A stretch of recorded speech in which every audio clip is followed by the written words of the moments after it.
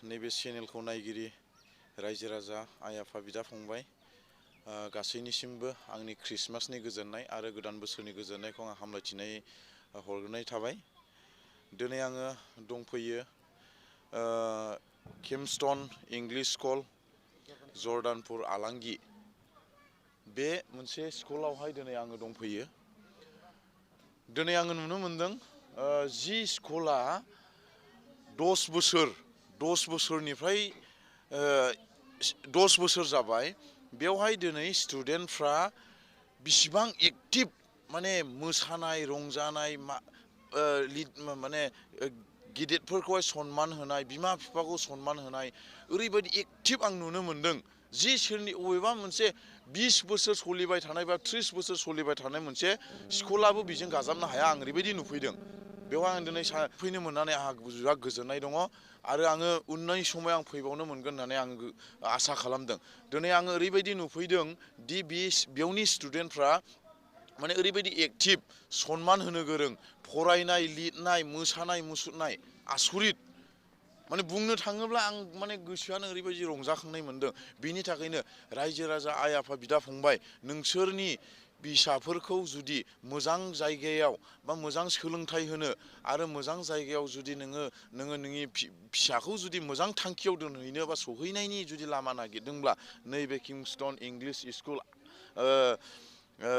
जर्डानपुर आलांगि क'क्राझार डिस्ट्रिक्टआव बे जायगायाव फैनानै नोंसोर खबर लानो हागोन आरो बिथांमोननि माखासे सोलोंथाइखौ बा बिथांमोननि फोरोंनायखौ जुदि मिथिनो लुबैदोंब्ला बिथांमोना फैनानैहाय खबर लाफैनो हागोन। मानो होननानै बुङोब्ला जोङो दिनै नुदों आरो जोङो नुनायजों लोगोसे आङो मिडियानि गेजेरजों आं बेखौनो खावलायनो सानदों गावबा गावनि फिसाखौ जों बयबो आरो गासैबो बिमा बिफाया दिनै मोजां लामायाव दिनै फोरोंनो लुबैयो बा दैथायहरनो लुबैयो। बिनि थाखायनो दिनै जाय सारमोना मेडाममोना बुंदों गोबां खस्थ'नि गेजेरजों गोबां नाजानायनि गेजेरजों दिनै बे स्कुलखौ दिनै बिथांमोना लुफुंनो हाबाय आरो बिथांमोननि नाजानायावहाय दिनै उन्दै उन्दै गथ'फोर स्टुडेन्टफ्रा 9निफ्राय लानानै मेट्रिक होनायसिम बिथांमोना फोरोङो आरो दाख्लै थांनाय बोसोराव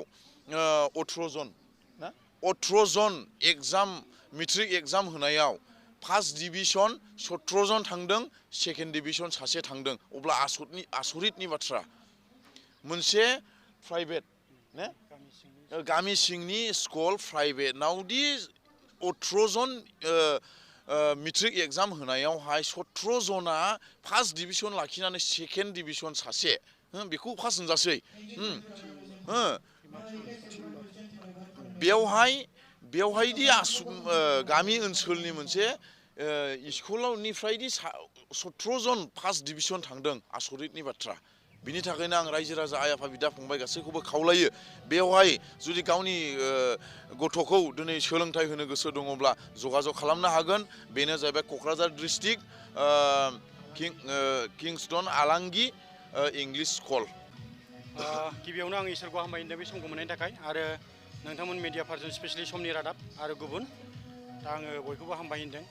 बे स्कुला 2013 मायथाइयाव गायसनजानाय 2014 मायथाइनिफ्राय जोङो क्लास खालामजेनदों। जोंहा फार्स्टआवहाय 74 स्टुडेन्ट दंमोन 74 स्टुडेन्ट दंमोन। बिनि उनाव जों लासै जागायनानै जोंनि बे लकेलनि मानसिफ्रा जोंखौ हेफाजाब होदों। ओमफ्राय जोंहा इनफ्रास्ट्राक्चाराव बिराद पुवरमोन नाथाय जोंहा दा जथेस्थ' जाबाय दा। ओमफ्राय जोङो दा एडमिनिस्ट्रेटिभ ब्लक जोङो लुगासिनो गुबुनफोरनि गोबां हेफाजाब होनायजों। दा जोंनिया क्लासा 8:30 एसेमब्लि जायो 8:30निफ्राय 1:30सिम बे समनि सानसुनि बे शेड्युल। खिन्थु जोंहा हस्टेलार्सफ्रा जोंहा बेवहाय 120 स्टुडेन्टस दङ। बिथांमोना जुदि बुंनांगौब्ला जोङो नागालेण्ड दिमापुरनिफ्राय दं, गलाघाटनिफ्राय दं, जुनाइनिफ्राय दं, मुरखंसेलेक जुनाइनिफ्राय एखे जायगानिफ्राय दं।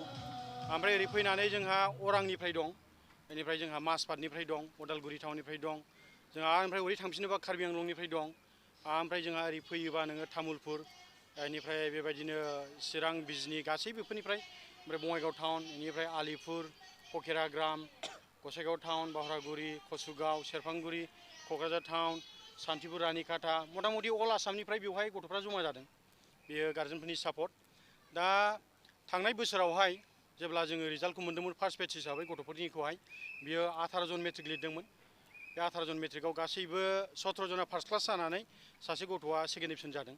ओमफ्राय बिसोरो गुबुन गुबुन गिदिर गिदिर मिसन स्कुलनिफ्राय 09 बा 15, 20, 25 मोननायमोन आउट अफ 100 बिदि स्कर खालामग्रा गथ'फोरमोन आरोखि। खिन्थु केपस्टन स्कुलावहाय फैनायनि उनावहायनो जोङो 3 बोसोरसो बिसोरखौहाय सान हर जोङो बिसोरखौ गाइड खालामदों। बिनि उनावहाय जोङो हरनि 12टासिम जोङो मोनायाव गाइड खालामो। आंनो सासे एडमिन जानानै भाइस प्रिन्सिपाल जानानै साबजेक्ट टिचार हस्टेलाव थाग्रा बियो जोङो 12-13 जनसो टिचार्सफोर दङ। दा जोंनो हरनि 12टासिम गाइड खालामो मेट्रिक फाइनाल केन्डिडेटफोरखौ जों दाबो खालामगासिनो जेरै थांनाय बोसोरनिखौ खालामदों। देग्लायनि गथ'फ्राबो जोङो आसा खालामो देग्लाय एक्सेलेन्ट जागोन होननानै। दा थिग बेबायदिनो जों गार्जेनफोरखौहाय खावलायो जेरै जोंखौ दा सापर्ट होगासिनो अल आसामनिफ्राय। दा बेबायदिनो सापर्ट होगोन होननानै जों आसा खालामो।